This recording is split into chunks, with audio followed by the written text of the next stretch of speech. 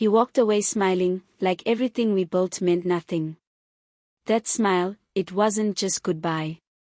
It was a knife dressed as charm. I stood there, frozen, trying to hold my breath long enough to stop my heart from breaking. You know that feeling when someone leaves, and you realize they took the air with them?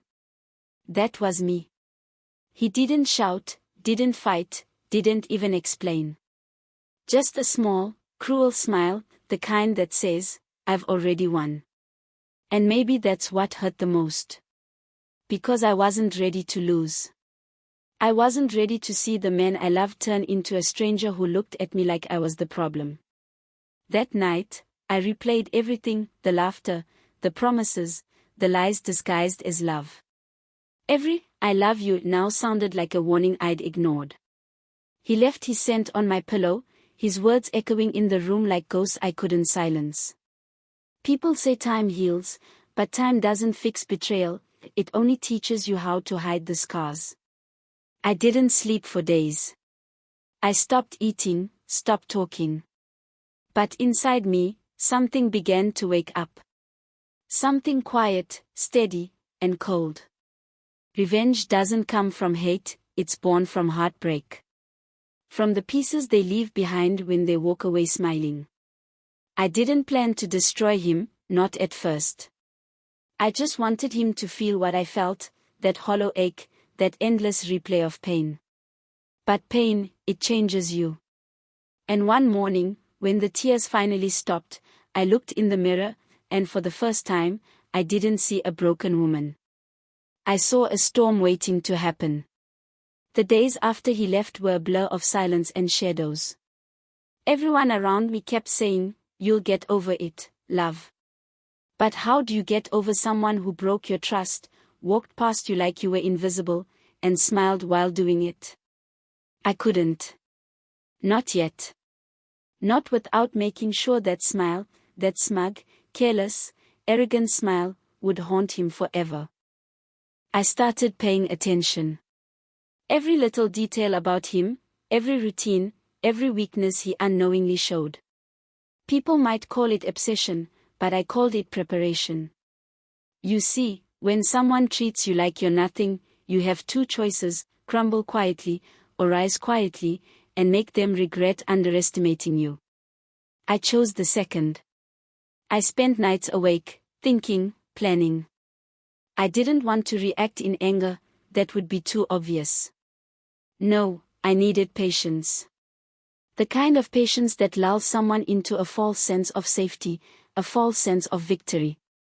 I remembered every word he said that cut deep, every lie he laughed off as harmless, and every time he made me feel small. I catalogued it all. And while he went about his life, probably smiling at someone else, thinking he was free of me, I started reshaping mine. I began small, subtle changes in my habits, my confidence, my aura. People noticed. Even strangers began to look at me differently. But him? He would be the last to realize. Revenge isn't always immediate. It's not a shout or a storm. It's a slow, creeping fire, burning in silence until the moment is perfect. And trust me, I was patient. Every smile he gave, every careless word he whispered to others, it only fed the fire inside me. By the time I was ready, he would not even recognize the woman he left behind. And he would learn, painfully, that walking away smiling isn't the end. It's just the beginning of someone else's story, my story. I remember the first time I caught myself smiling without guilt. It was strange, almost foreign. For months, I had been consumed by hurt and anger, replaying that smile of his over and over. But now, something inside me shifted. The weight of his betrayal started turning into a strange kind of fuel for me, not for him. I started reclaiming the things he used to dismiss. My mornings, my laughter, my independence. I walked taller, spoke firmer, and for the first time in months, I didn't feel invisible. People began noticing the change, not knowing the storm brewing beneath that calm exterior. And that's exactly how I wanted it. quiet power. Hidden fire. He thought he'd walked away clean, leaving behind a broken girl.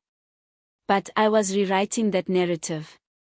Every memory I had with him became a lesson, a weapon I could wield with precision. I kept my anger sharp, my mind sharper. I reminded myself daily, revenge isn't just about hurting someone. It's about transformation, showing them what they lost and what they underestimated. I started documenting the lies, the promises, the manipulations. Every detail mattered. His arrogance, his carelessness, his overconfidence, all of it would be part of the reckoning. And secretly, I even began imagining the moment when he'd finally see me. The moment he'd realize the woman he left behind was no longer broken. She had grown, stronger, smarter, untouchable. But it wasn't about showing off. It was about timing. I had to be patient. Every move had to be calculated. I didn't want him to guess, to anticipate, to see the storm coming. I wanted the impact to be absolute, the kind that lingers in the chest, the kind that leaves no room for denial. And so, I waited. I waited while life around me continued. I smiled when I had to, laughed when I had to, and silently nurtured the fire that would one day consume him. The smile he left behind would become his own haunting. He didn't know I was watching from the sidelines, learning everything about him, like a ghost in his life. Every laugh, every careless comment, every smug look he threw at the world, I stored it in my mind like precious ammunition. People always underestimate the quiet ones, the ones who appear broken. They forget that silence can be deadly. I started rebuilding myself in ways he could never imagine. New routines, new friends, new places, all carefully chosen. I let him think he had erased me completely. Let him believe that his smile and his arrogance had won. Meanwhile, I was planting seeds of my comeback, one invisible step at a time. There's a strange satisfaction in silent revenge. It isn't about confrontation. It's about proving that his actions had consequences he couldn't see coming. I worked on myself, mentally, emotionally, physically, until the pain he caused became the power I carried. Every scar, every sleepless night, every tear became a piece of armor. And then came the moments that made me laugh quietly to myself. The times he bragged about moving on, about enjoying life without me, and I smiled back, calm, composed, untouchable. He had no idea that I was counting every misstep he made, every mistake, every sign of arrogance that would one day unravel him. It wasn't hate that fueled me anymore. Hate is loud, impulsive, messy. What I had was sharper, colder, a calculated energy that demanded precision. I was no longer the girl who cried herself to sleep. I was a woman who had learned the art of patience, of timing, of quiet fury. One day, he would look back and realize that walking away smiling didn't make him powerful. It just delayed his reckoning. And I knew exactly when that day would come. I still remember the first night I laughed without guilt. It was quiet, almost like the world hadn't heard it before. For so long, my soul had been heavy with his betrayal, every heartbeat echoing that smile he left behind. But that night, the weight lifted slightly, replaced by a flicker of something dangerous, anticipation. I began noticing the little things about myself that had been buried under his shadow. My voice was softer now but carried authority. My eyes, once filled with confusion and pain, now had clarity, sharp, unyielding. And my presence, well, it started to demand attention without even trying. People around me noticed, even if they didn't know why. And I loved that. He thought I'd crumble, thought I'd vanish quietly, but he couldn't have been more wrong. Every tear he caused became fuel. Every lie became a stepping stone.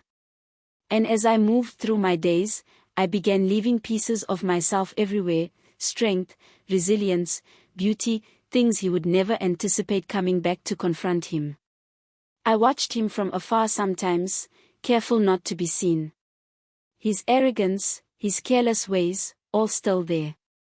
Yet, unknowingly, he was walking right into the story I was crafting for him. Every smile he gave, every boast he made, every casual moment he assumed was safe, it was a thread in the net I was weaving. I started to embrace my pain, letting it shape me, refine me. And the more I healed, the more I realized that revenge isn't about striking first, it's about waiting, watching, and letting the moment hit so perfectly that it leaves no room for escape. And I was ready. I was calm, composed, and most importantly, patient. The woman he left behind. She no longer existed. In her place stood someone stronger, smarter, and silent, someone he would never see coming.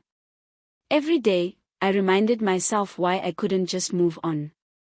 It wasn't about anger anymore, anger fades, and people forget. This was about justice, about balance, about making him realize that leaving me with a smile wouldn't let him escape the consequences. I wasn't reckless. I wasn't loud. I was deliberate. Every move, every thought, every heartbeat was part of a plan he didn't even know existed. I started changing how I appeared to the world. Not in a way that screamed, "Look at me," but in a way that commanded notice. A new confidence, subtle but undeniable. He would see me eventually, and when he did, he would feel that sting of recognition, that uncomfortable realization that he had underestimated me. That he had walked away thinking he'd won.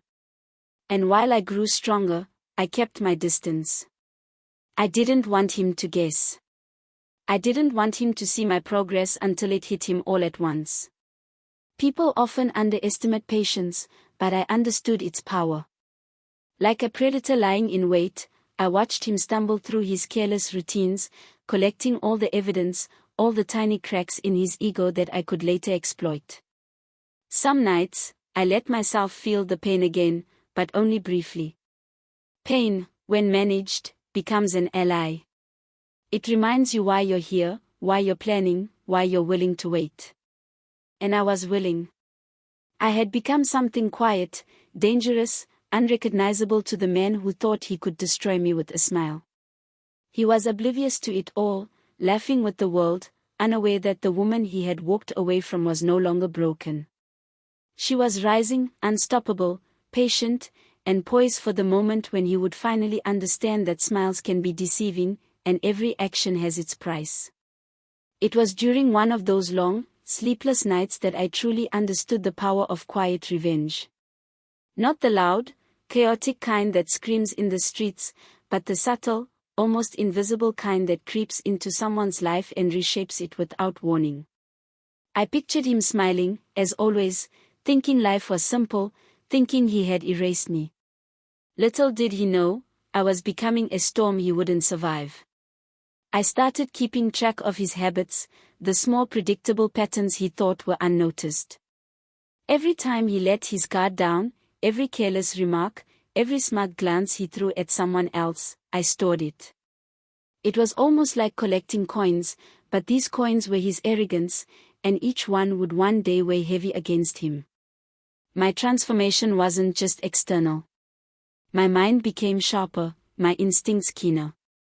I could predict how he would react, what he would say, even what he would assume about me. People noticed my calm confidence but had no idea it was forged from the fire of betrayal. I walked through life untouched by his absence, but I was far from powerless, I was invisible, but lethal. I'd catch myself smiling sometimes, quietly, in the reflection of a window, imagining the moment he would finally realize what he had lost. That smile of his, the one that haunted me, would be the first thing he'd remember.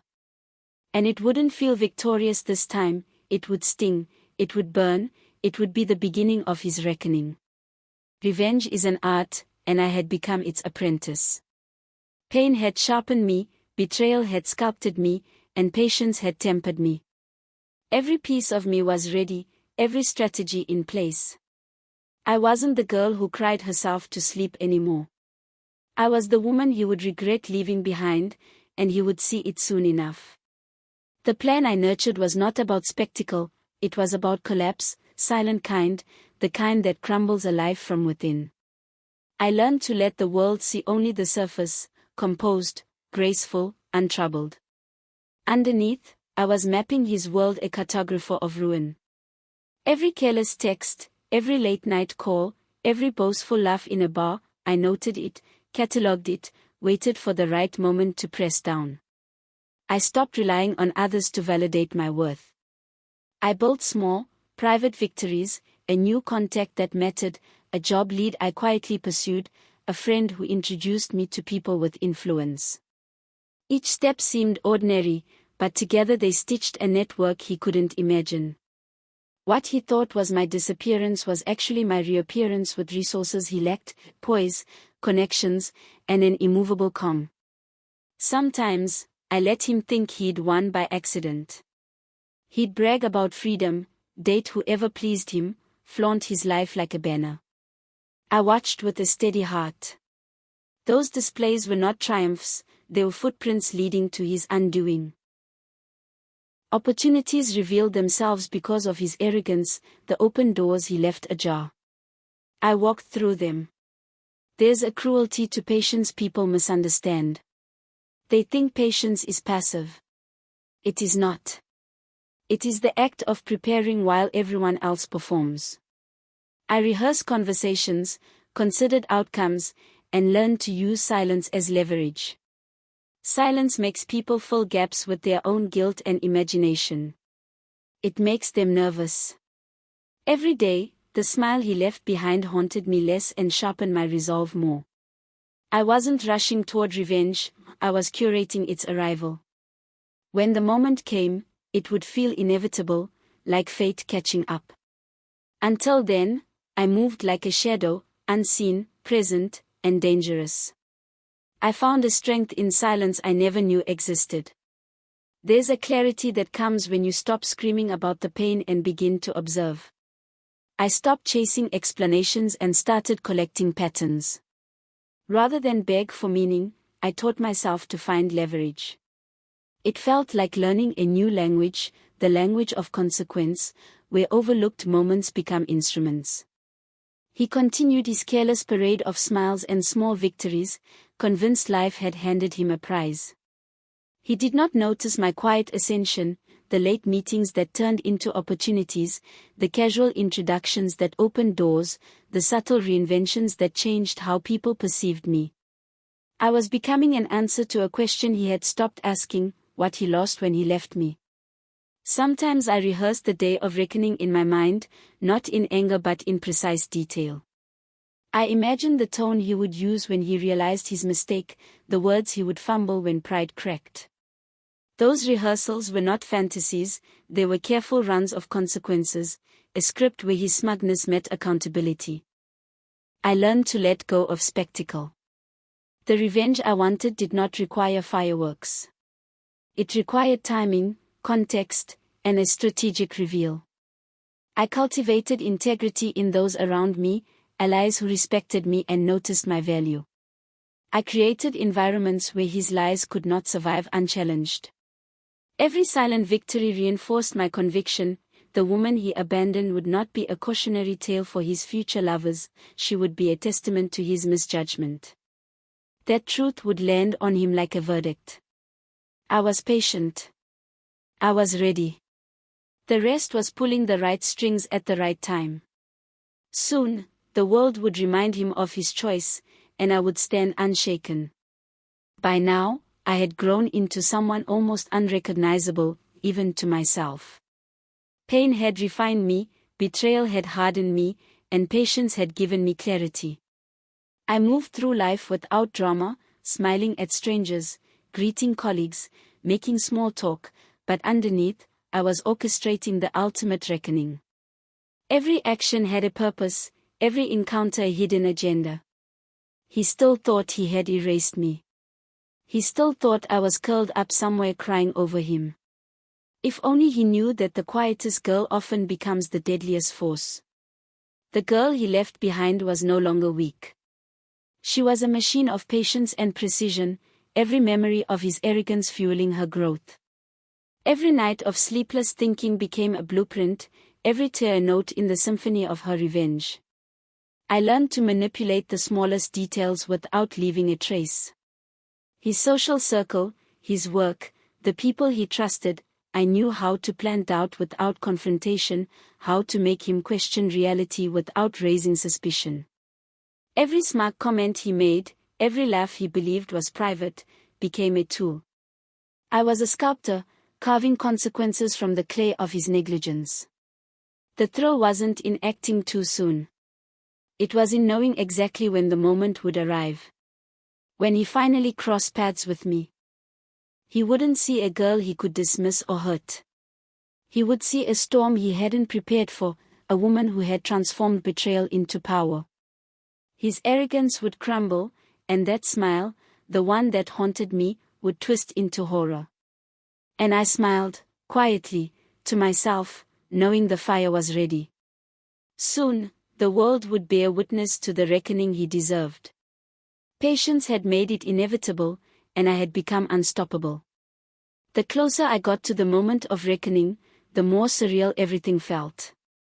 Life around me continued as usual, coffee with friends, work deadlines, casual laughs, but beneath the surface, I was sharpening my strategy, calculating every angle. I had become invisible, unnoticed, underestimated. And that invisibility was my greatest weapon. I started noticing his subtle cracks more clearly now. The arrogance he carried like armor had begun to show gaps. Small frustrations, moments of doubt he tried to hide, careless mistakes, I logged them all in my mind, waiting for the right sequence to unfold. People often don't see the storm until it's too late, and I intended to be that storm. I reminded myself daily, revenge is an art, not chaos. Timing is everything. Patience transforms ordinary actions into devastating consequences. Every step I took, every encounter I engineered, built momentum. And the satisfaction lay in knowing he had no clue how much of his life I had been observing, cataloging, preparing to unravel. I kept my emotions controlled.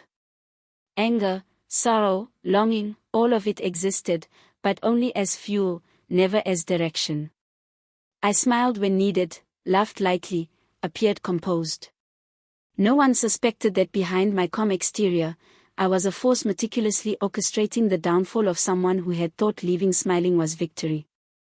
And yet, there were moments I allowed myself to imagine it fully, the instant he'd realize I had grown beyond him, the instant his smug world collapsed.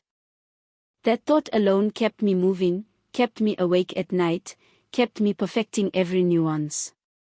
He had underestimated me, assumed I was gone, assumed I'd crumble. I would show him the cost of underestimating the quiet ones. Every day, my confidence grew, my patience sharpened, and the inevitable drew closer. He didn't know it yet, but soon, everything would change. I chose my moment. The world was busy with its petty dramas, unaware that a quiet correction was being written around them.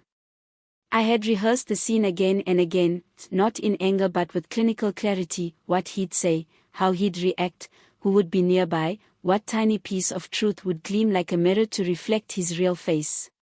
The thrill wasn't in public spectacle, it was an unraveling so neat and inevitable that denial wouldn't stand a chance. I moved through the people who mattered to him like a ghost wearing respectability. Conversations were steered like careful chess moves, information folded into casual remarks, trust subtly redirected. Allies surfaced without fanfare, professionals, mutual friends, old colleagues who had noticed the cracks he'd been too proud to hide. Their impressions, once gathered, formed a narrative he couldn't argue away. I learned the power of ordinary days as camouflage, polite dinners, brief hellos, steady work that made me look simply repaired, not dangerous. That normality made the collapse deeper. On the day I picked, everything looked ordinary. That ordinariness would make the shock feel surgical. I felt no glee, only a steady appetite for balance, the kind that sits calm while consequences are set in motion. When the first domino fell, it moved with an inevitability that made people pause. Those who once admired him began to ask small, chipping questions. Contracts and offers he'd assumed secure came under quiet scrutiny. People who had taken his stories at face value suddenly found inconsistencies they couldn't ignore. He tried to ride the grin like a shield, a practice smile to smooth doubts. But myths crack when enough quiet facts line up against them. I watched him try to steady the facade and saw the smile falter, the color drain, panic bloom where arrogance once lived. That panic wasn't sweetness, it was confirmation. The woman he had walked away from was not broken, she had become the architect of his reckoning. By now, he was visibly shaken, though he didn't know why. Every subtle move I had made over the months had built a web around him, invisible until it was too late. People he trusted were seeing cracks, opportunities he assumed safe were closing, and his carefully crafted image was dissolving quietly. He tried to laugh it off, shrug it away, but I could see the tension crawling across his face.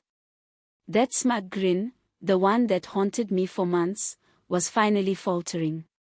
I kept my composure, watched calmly, letting the storm unfold without interference. There was no rush.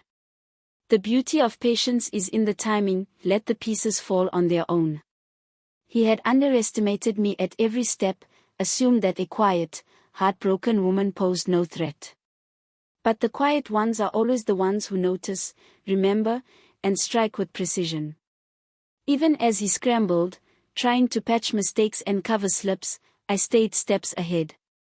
Every move he made fed into the consequences I had laid out, every word he spoke added to the inevitable realization that his world was cracking. I didn't need to speak, I didn't need to confront, the collapse was happening naturally, and it was beautiful in its inevitability. The irony of it all wasn't lost on me. He had walked away smiling, thinking he had the last laugh, believing he had escaped the aftermath. But smiles fade. Confidence shatters. And when it does, the silence that follows is the loudest sound. I had learned that lesson. I had embodied it. And now, he was living it. I let him flounder for a while, letting every subtle hint sink in. The truth was unavoidable. And when he finally fully understood, when the weight of all the overlooked signs hit him, the realization would burn deeper than any words could. The moment approached like a shadow slipping across the floor, quiet, inevitable, and absolute. I could see it in his eyes now, confusion, panic, disbelief. Every tiny detail I had observed, every misstep he had made, had been catalogued and left to do its work. His smugness, once impenetrable, was crumbling under the pressure I had orchestrated without a single loud move. I didn't need to confront him. The world itself was delivering my message. I walked among the people he trusted, those who once admired him blindly. Casual remarks, pointed questions, subtle reminders of inconsistencies, all seeds I had planted months ago. And they were blooming now. He looked around, desperate to understand, but no one was giving him answers. He was isolated, not by force, but by the quiet architecture of his own arrogance and my careful planning. There was a satisfaction in watching him try to hold on to his pride while everything slipped away. The panic in his face, the faltering tone in his voice, the small tremors in his gestures, it was all evidence of his undoing. I didn't gloat, I didn't need to. The truth was louder than any scream. His downfall wasn't dramatic. It wasn't public spectacle. It was quiet, precise, and devastatingly effective. I allowed myself a small smile, not for cruelty, but for the justice that had finally arrived. The girl he thought he broke was standing strong, calm, untouchable. The woman who had been silently preparing, silently watching, had become the embodiment of consequences. And he finally realized, walking away smiling didn't free him. It delayed the reckoning. And now, the reckoning was here. It was over. The reckoning had arrived in its perfect, silent form. He stood there, finally stripped of the arrogance that had shielded him, confronted not by anger or rage, but by the undeniable truth. I had grown, flourished, and silently orchestrated a reality he could not escape. That smug smile, the one that haunted me for months, had vanished, replaced by disbelief, fear, and regret. I didn't raise my voice. I didn't need to. Everything I had done over months, the patience, the observation, the careful manipulation of circumstances, spoke louder than any shout ever could. The people who once enabled him, who once cheered his bravado, now saw him for what he truly was. Every careless remark, every manipulative lie, every smug grin he had relied upon crumbled under the weight of truth. He searched for excuses, for explanations, for someone else to blame. But there was nothing to shield him. I had become the architect of his consequences, the quiet storm he had never anticipated. And in that moment, I realized something profound: revenge is not about hatred. It's about reclaiming power, about transforming pain into strength, and about teaching the one who hurt you that their actions have a price. I looked at him calmly, steady, untouchable. There was no satisfaction in malice, only injustice, in the subtle but undeniable shift of power.